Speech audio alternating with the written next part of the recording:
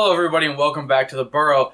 So after my video, the what you need to get your first tarantula video, I had someone request that I make a video about some of the more advanced, I guess you would call it, items or tips, tricks, that kind of thing, kind of video. So that's what I'm going to be doing today. And I'm going to be going over everything you see here and explaining it to you in a moment. Alright, the first thing I want to start with is hot glue guns. I actually have two different sizes because I find it very useful. For bigger projects, I use the larger glue gun, which has much larger glue sticks. It puts out a lot more glue. Then I have the small arts and crafts type one. This one only cost me, I think I actually got this from the dollar store a long time ago. This one I think was $10, and the refills aren't all that expensive either. And these are just some of the most useful tools anybody in this hobby, tarantula or invert keeping, can actually have. You can do everything from attaching flowers to cork bar kind of thing. You can use them, especially this bigger one, to cut out the top of your tubs for your roach containers or something like that. Then attach screening to it with the hot glue gun. There's just a ton of things that people actually do with these. You could take larger rocks, glue them together to make a hide. Tons of things. I've used the hot glue gun, this one, to coat the top of a pot or a small cup, and then I put it into substrate. You've seen that in my DIY video for hides. So these are just very, very useful tools to have, and I think every treasure keeper should have these. On to the next thing. Let's put this aside.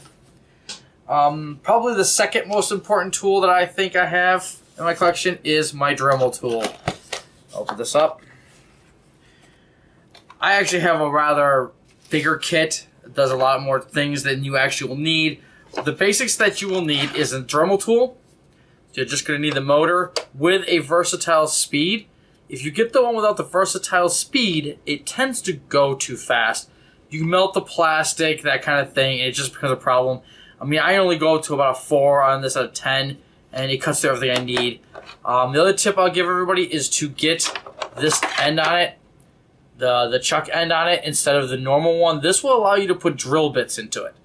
This light thing is a whole lot easier to drill all those holes that you have to put inside of enclosures over and over and over than it is holding a big drill. Much simpler. On top of that, you have tools like your cutting tools. So here's a cutting wheel right here that can cut through plastic fairly easy, so that's used for making a lot of your DIY projects. There's buffing tools, sanding tools that you can put in here. So I use it for a whole lot of things, and it's just extremely useful. Especially if you're going to start trying to make your own enclosures. I use this to cut my doors. I use it to drill all the holes in my enclosures, and it's just a very, very useful tool. Okay, next up is going to be a label maker. Once you start getting 10, 20, 30, a lot more tarantulas or inverts, you're going to want to put a label on each one so you know what they are, especially the slings that all look pretty much similar. You're definitely going to want to have something that will show you what you have in each container so you know without having to go back and think about it. You can put the whole name on there. You can put the scientific name. You can put the common name. Any kind of identification you want. Just very easy to put the name in, print it out, and stick it right to the container. A lot of times I'm able to get it to take it off the container and reuse it for the next one as it goes up. But it's definitely something that you're going to want to look into investing in. This one here is a Brothers P-Touch one. It's been really useful, runs on just batteries. But there is a ton of variety. They sell for anywhere from $15 to about $60 for a really good one. You're not going to need anything that good. Just look at the much smaller ones. But that's very useful. The next tool I would go through is, once you start getting a lot of tarantulas, you're going to want to start sexing the molts. I'm not going to get into how to do that. I have done that in the video. And you're going to want something like magnifying glasses to start off with. A lot of people start getting into microscopes, things like that to get in there. Anything you can do, but this is just a good, cheap way to start into being able to actually get in there and get a better look. These are only from the dollar store. I got these two for $1. and I've been using them for a couple of years now. It's very useful for sexy molts. Now I'm going to get into just a couple of tips here real quick. First of all, start collecting bottle caps. I have milk caps here, chocolate milk caps. I like the brown. Pop bottles. Here's a Mountain Dew and a Faygo one. You know, these two are actually off of coffee. You can see these are a little bit bigger and thicker for some of the larger tarantulas. You can use them, and I like these because they're deeper and they hold more water. Where the stuff you get from the pet stores that look really nice are really shallow. And they do that because people are worried they're going to drown. Your tarantula's not going to drown. They're not that stupid. Honestly, it's just not an issue that people used to think it was. This is actually off of a peanut butter jar. And that's another big wide one that you can use for something larger. You could take them off about anything.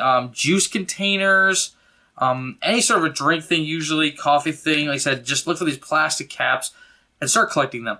Just have them around, so that when you end up getting something, you go to a show and you come back with more and you thought you have water dishes just ready, available, just have it just sitting around. Another thing that I wanted to go over was, put these aside. You start off with something like this. Everyone does. And I still use this a lot, especially for my smaller containers. I still use this. But when you start getting to things that need a lot higher humidity, like your tea sturmy, the burgundy Goliath bird eater, which I know a lot of people have. You would also have things like my H. gigas, the Cameroon red baboon. They need very high moisture content inside of their container. Oh, and my Halloween crab also, I use this for a lot. And just pouring water in just makes puddles and mud.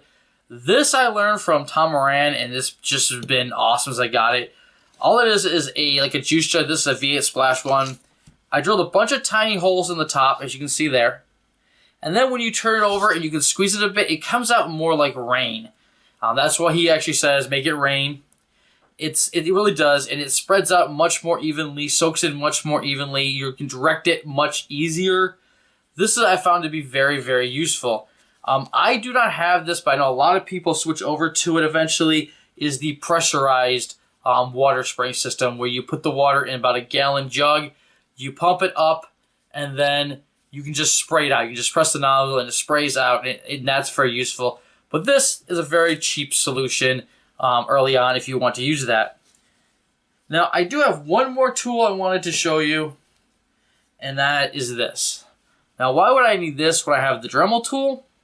This works a lot better for cutting through stuff like cork bark. If I get a big cork round or half round like this, I can cut slices out of it very quickly, very easily.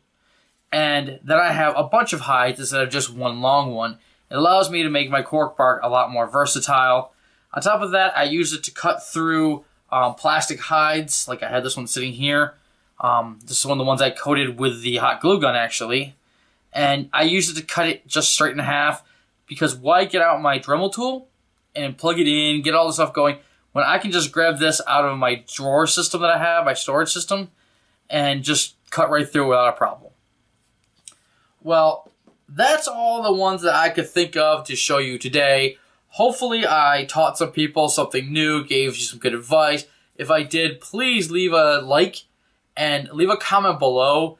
If you think I forgot anything, if you have any advice on something I could have added to this, please leave it in the comments below and let other people know so that they'll be able to look into those tips and tricks as well. And as always, thank you for watching.